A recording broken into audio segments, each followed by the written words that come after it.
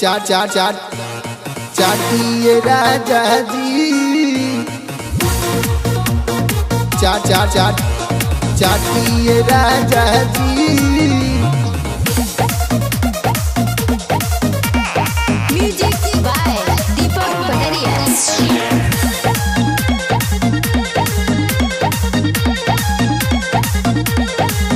आई रउआ नया तरीका से ढोरी चाटिए राजा जी।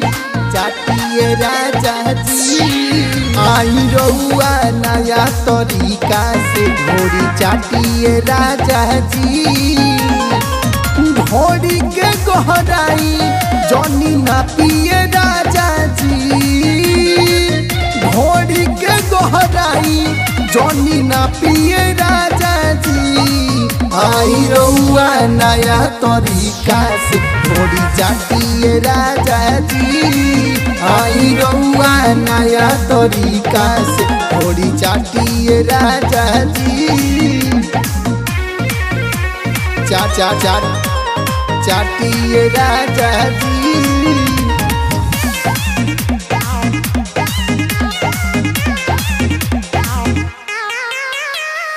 ढोरिया के देखी रउआ जनी घबराई।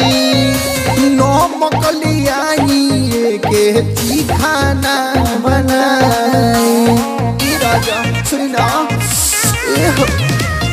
ढोरिया के देखी रउआ जनी घबराई।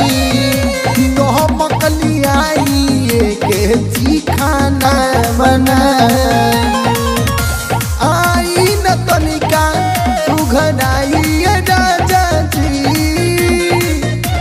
आई न तनिका सुघनाई राजा जी। आई रउआ नया तरीका से ढोरी चाटिए राजा जी।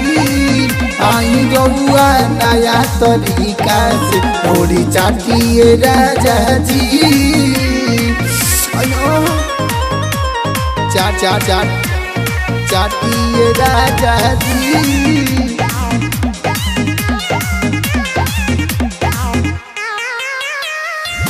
बल्लू राजा जैसे जनी शरमाई।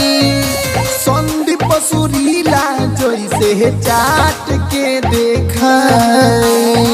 राजा सुनी ना नील सैया लाभ उठाई। ढोरी के देखी देखी जनी शरमाई। आई न तीखी टेस्ट बताइए राजा जी।